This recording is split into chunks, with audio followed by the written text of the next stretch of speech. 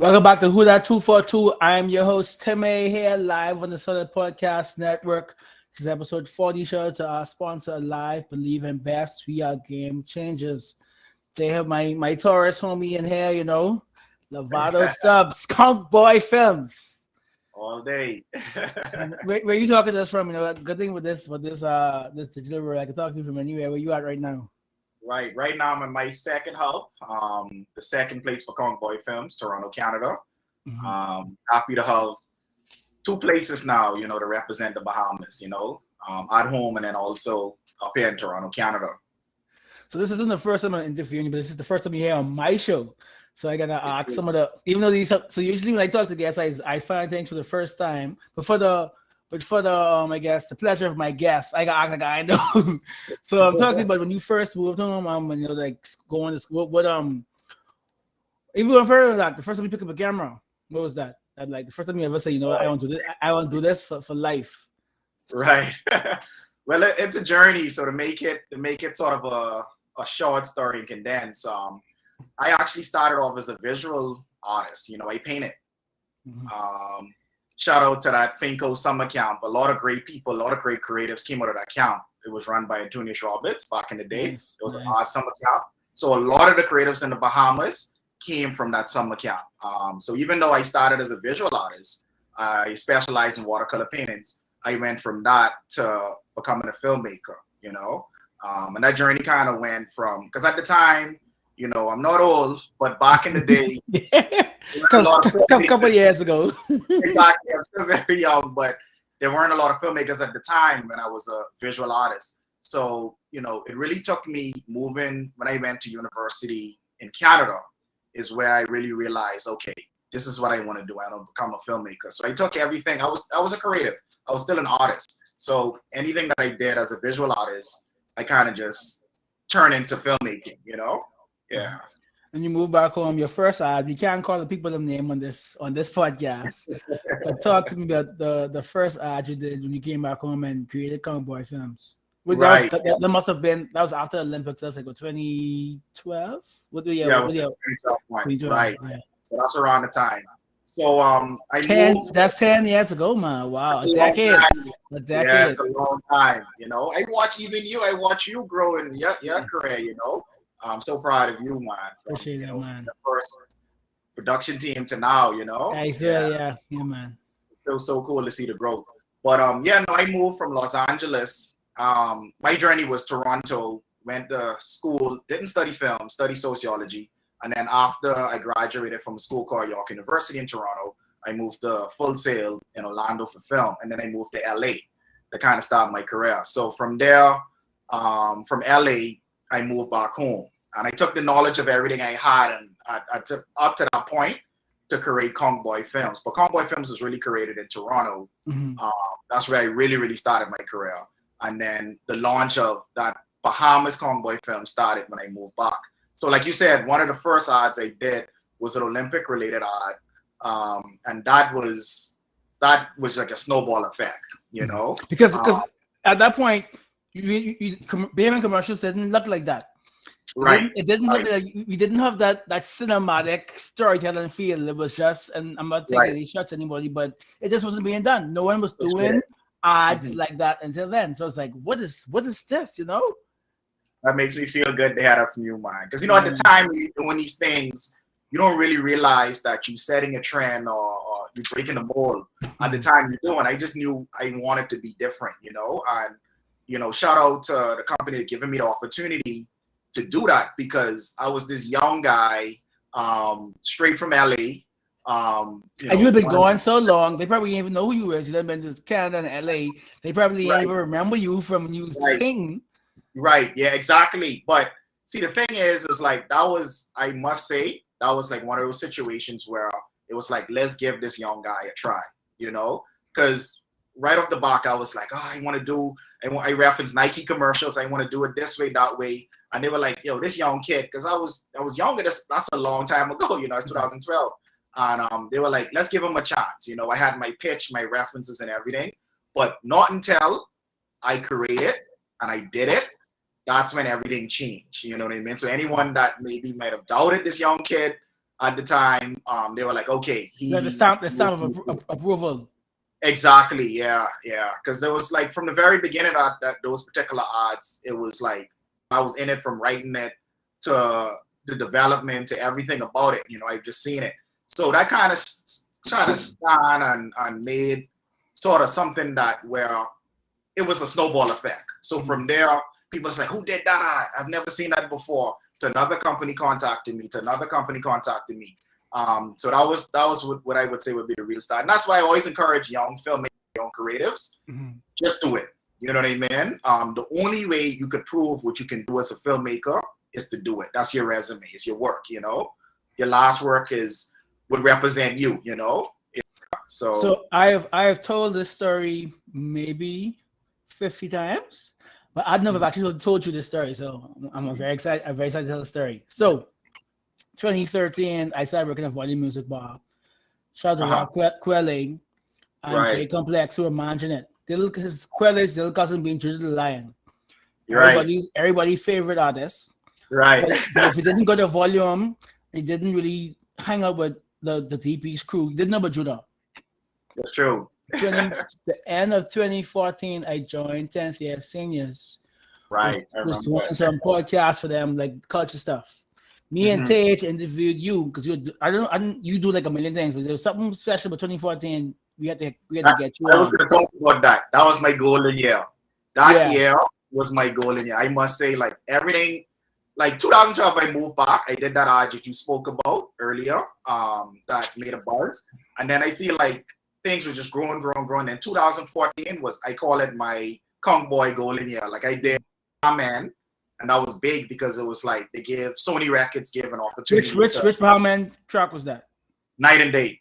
I love that song so much. Right, yeah. So I did that, and then I also did the Collect art, which is right. Like, that's when they had you go. You had like 11 days to go do like 5 islands, or right. And before that, Collect didn't really do ads before that. They do a lot of ads now. 2014 relaunch. You pop that Jerry. You pop that Jerry. It was good. And then also that year, I won a Bohemian Icon Award. So I was very honored by that, humble, getting any honor. So your 2014 was my 2017. Exactly right. Yeah. I remember your 2017 year. I tell you, bro, because I knew you from way before from my chemo. Yeah. I remember meeting you and your crew. And which is so special to me. So that interview you, and after the interview, you told me you had. It was, which company was it? You had to shoot.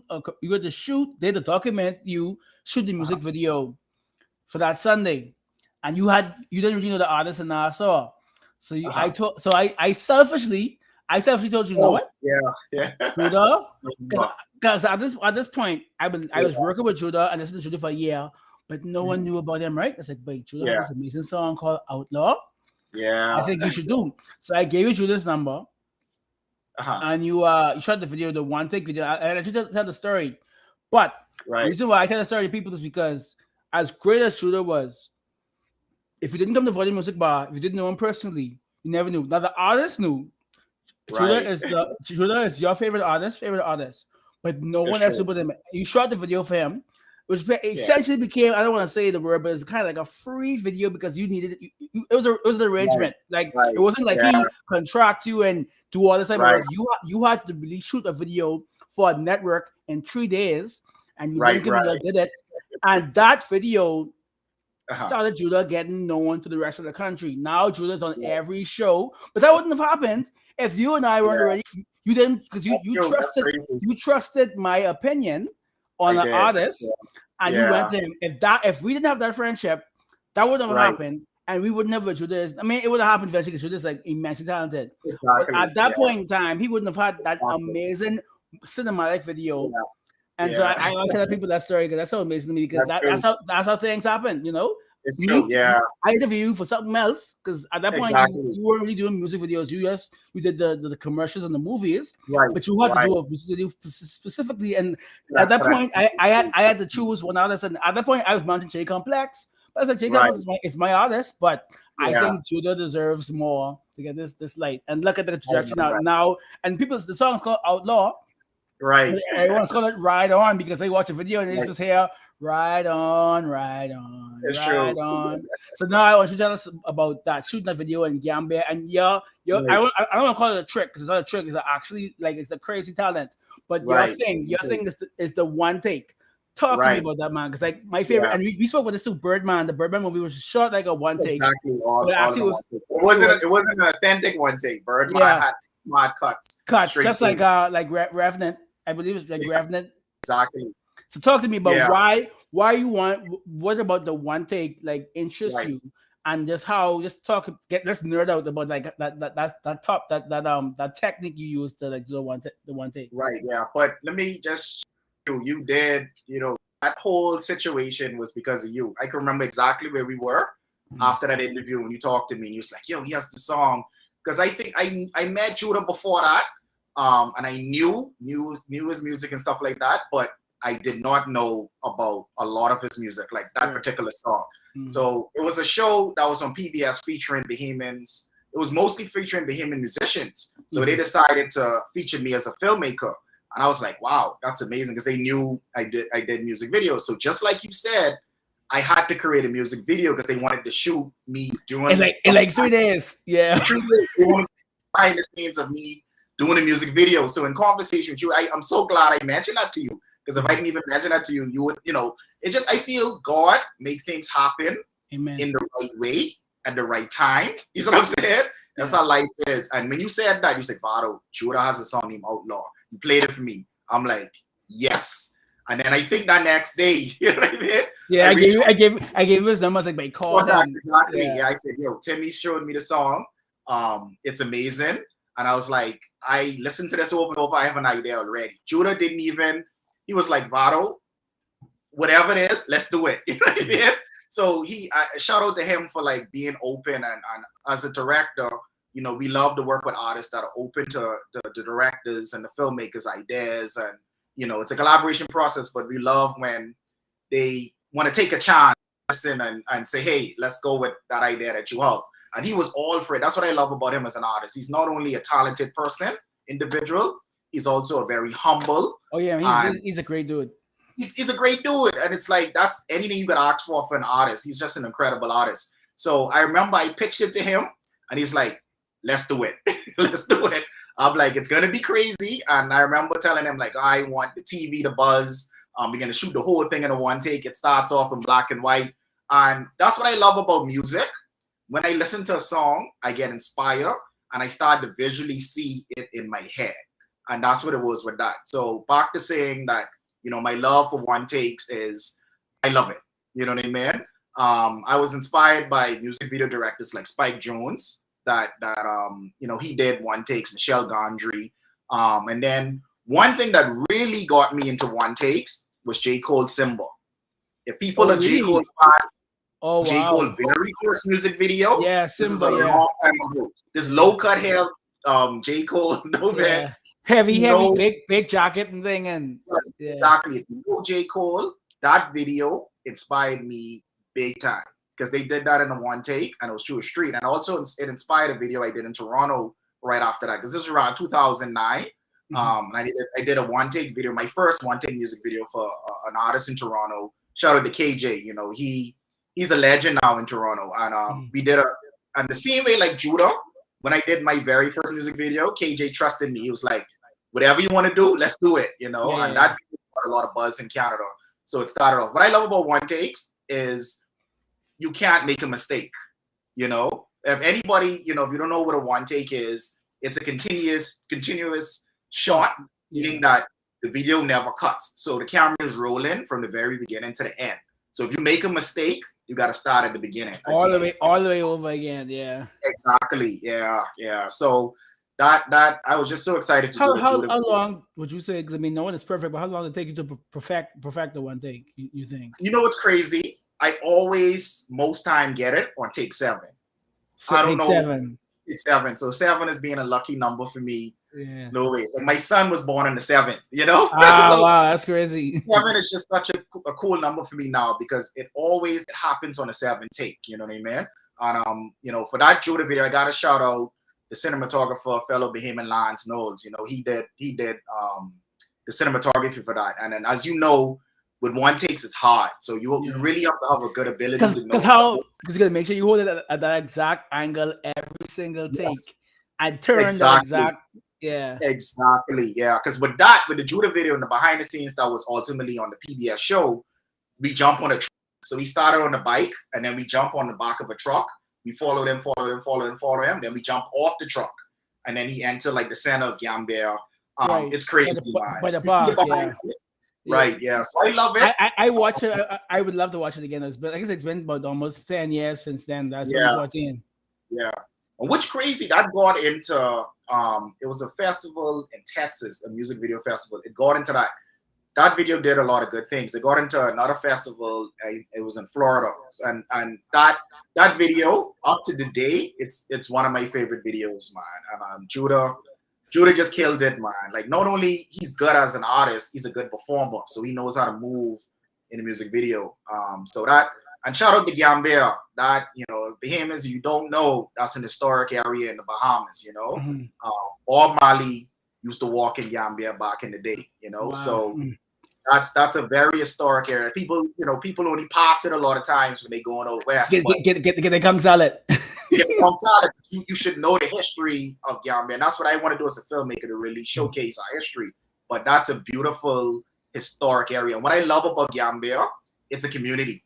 They treat each other like a community. There's a school there.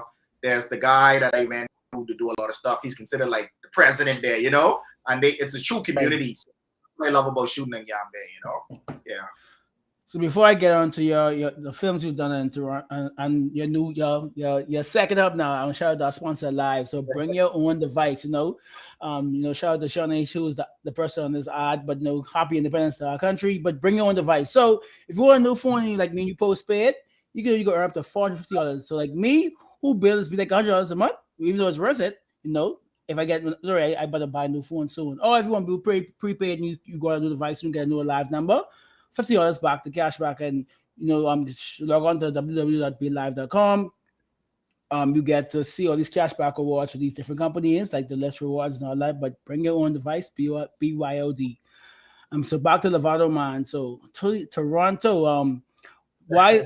I mean, and you look at that's like your second home because you went to college there. But there is, and the culture there and the scene there is so dope. Is there anything that played into you making Toronto your second home? Or did COVID have anything to do with it? A lot of people took a lot of career completely shifts during these last 2 years of lockdowns and COVID. Talk to me about making that move. Right. Yeah. So I mean, like I said earlier, I went to school here back in the day, which is pretty cool. And so Toronto was always something in my heart. It's always the start of my career because before I went to film school, I shot that music video I told you about back then. And I was a production assistant on a lot of sets. I watched like Director X work, some other great Toronto directors like RT, these amazing legends here in Toronto. I watched them work as a production assistant back in the day. So it just came full circle because my fiance is from Toronto, and and my son was born in Toronto. So it's like a full circle element coming back home. It's amazing how life works.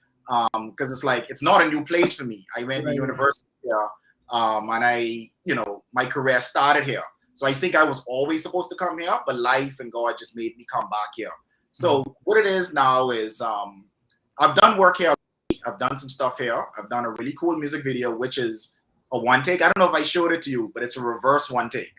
Oh, you guys sent me that in this interview over, so I can watch that. So it's not named his really alternative artist. I did it, but I did it in reverse. The song is moving backwards, so the entire thing is happening in reverse, but it's a one take. It's crazy. So sticking with my one take, I did it. So right now, what it is ConchBoy is now have a Toronto hub and a Bahamas hub. So what I'm trying to do as well is try to get like even maybe some Bahamian things done here in Toronto because there's a lot more resources. Like we have crazy studios here, some cameras that it's impossible for me to ship a crazy slow motion camera, camera we call phantom camera, to the Bahamas. So we can bring the productions here. So that's my goal, is to try to say, hey, we have these two hubs. whereas Toronto, Bahamas, there's an office here. Like I'm in my office here right now. Yeah. And office in the Bahamas. We have two hubs. You know? I was on a shoot. I think I spoke to your brother who actually like on the Zoom call, like directing a shoot from Toronto. Like it's crazy how between our family connections and having technology, you could do anything from anywhere in the world. Exactly. Yeah. So shout out to companies like Alive, you know, like this technology, you know. And that's what I've been doing, especially during the pandemic. I feel like I need to like tell film websites my story. Like I've mastered directing virtually. Right. And I tell people, listen, they're like, oh my gosh, how did you do it? You know, but during the pandemic, it was a little crazy in terms of traveling back and forth. So I kind of had to adapt. And you didn't want to get stuck, especially with the amount of family. Like you didn't want to get stuck. Exactly. Right. Yeah. Waters were closed and there was all kind of crazy stuff. So there's one of those situations where I was like, you know what? Let me figure out how to direct virtually. And I mastered it. As you was on set when you seen it happening. So I'm literally on the phone on FaceTime or WhatsApp video, and I'm directing virtually because honestly and truly, this stuff was happening even before the pandemic. It's just that now the pandemic make you realize that you can do this, you know, because it's possible. It's possible, exactly. So you could be anywhere and you could direct. So and once, because as a director, you have the blueprint already laid out. And it's just communicating that. Exactly. It's just 2 days or 1 day or how many days of production of just getting it done. But the blueprint is already laid out. And then it comes to me afterwards for post-production. So afterwards, I have to still work as a director and piecing it together. You know what I mean? So editors been doing this for years because editors can be anywhere around the world. Colorists, like when I did Bahamian video, it was color graded by a huge company called Company 3. They're one of the biggest colorist company in the world. And I was amazed by doing that. Like these people, they color Marvel movies, they color grade, like, you know, colors are very technical, you know, but it's, you know, it's the finishing.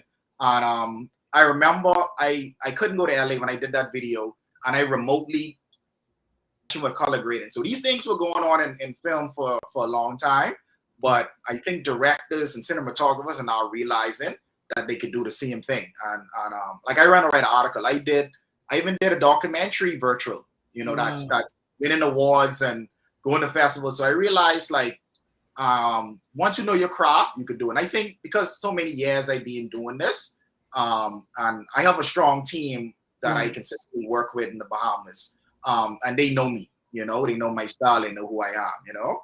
Yeah. So before you get that, I know you got to go, but I want you to talk about the current project you are promoting right now and just talk as much as you can about that project. Okay. Yeah. So recently I did a short film in Toronto called Training Wheels. You know, and it's a film about a Black father and a 6-year-old son taking a stroll in their suburban neighborhood. And then something happens that kind of changes the boy's life forever, you know, like a life-changing situation. So it's a very powerful film. You know, I created the film, I wrote the film around the time when my son was born, and realizing that I'm now based in the Bahamas and Toronto, North America, and, you know, the current issues and the whole Black Lives Matter movement and the current issues that needed to be talked about, but was never talked about. So I wanted to really explore that in the film. My son inspired me full force. As you know, you're a father, you know that moment when your child is born, life changing. You know what I mean? Like it just changes you so much for the great. And like I even gave him a production assistant credit in this film. My son named. So if I don't want to force him to be a filmmaker, but if he somehow one day want to be a filmmaker, he has his first production credit as an infant. That's all. Yeah, but I can see the creative in him now too. Like he loves music, so I love that. And trying to nourish and explore that. But as if what he wants to do. So Training Wheels, it's a powerful short film. It's a narrative. I'm now pushing towards going towards narrative films. I did a lot of documentaries and short documentaries, but I'm gaining towards more narratives. Whereas, you know, it's a full script. It's a short film with dialogue, with actors, and the whole goal is to move towards feature films. You know, so Training Wheels is doing really well. It screened at the Toronto Black Film Festival, which is really cool in Toronto. Toronto people know about it. Spike Lee's talk one year there. It's a really well-known, accredited, what they call Canadian Screen Awards, accredited. It's like the Canadian Oscars, accredited film festival in Canada. Right. It's screened in St. Vincent in the Caribbean, which I'm very happy. Charlotte, and then a few other places we're waiting to hear from, and then hopefully the Bahamas International Film Festival. Yeah, hopefully Biff and Island House comes back, so we can see and Island House as well. Shout out to both of them, yeah. And then I'll be able to get it to a Bahamian audience. I look forward to those two festivals. So, but I assume by this winter we should be out of this hopefully this end of the COVID. So I hope to see you back in December and January for those film festivals. Yeah, man, I'm coming. I'm home more often now. I'm home, and I have projects like shout out to Live. I just did the recent project that's released, and the project before that with Shawnee. That was magical. I admire Shawnee for years, and the opportunity to film a commercial with her was amazing. So shout out to Live for that. The fastest woman in the world is a Bahamian. Exactly, Bahamian. Yeah, she's such a wonderful person to work with. She is like, wow, like, I work with so many actors, actresses, and individuals, and the superstardom that she's at. She's such a humble person and just an easy person to work with, So shout out to her, and I'm very happy that she's continuing representing our country, and I'm proud that I was able to work with her and meet her, So shout out to her, and shout out to the Amazing Alive team for that opportunity. So some great things are coming, man.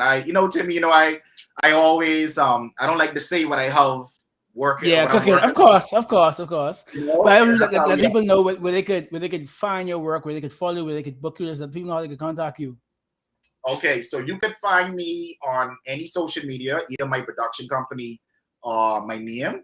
You could type in LAVADO STUBBS, LAVADO STUBBS, or ConchBoy Films, ConchBoy Films. And you could go on any social media, Instagram, Facebook, type in those exact names, and then you could follow me. I encourage any filmmakers or creators that want to get into this field to reach out to me.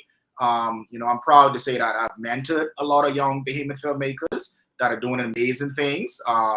So if you're interested, you don't have to be young. Even if you're an adult and you want to get into this, I want to really see our industry as one of the number ones, not only the Caribbean but in the world. So shout out to all of my fellow filmmakers. There's so much, so much people to name. Yeah, every one of you guys keep doing the amazing stuff. The artists, the filmmakers, everybody, the visual artists. You guys know my friends, my people, my family in the film industry. Keep up the good work, and you too, Timmy. Thank you, man. Appreciate you. Thank you so much. This was episode 40. Shout out to the Solid Podcast. Shout out to Live, and we see you guys next time. And happy Independence, Bahamas. Yes. 49 years as a country. Next year 50. I hope to see something wonderful next year for 50. And even I like even creative wise, I can't see how people are gonna document 50. So I think that's gonna be amazing, man. That's the stuff I want to do. So hopefully look out for that. I'll look out for that. So till next time. That's a big year.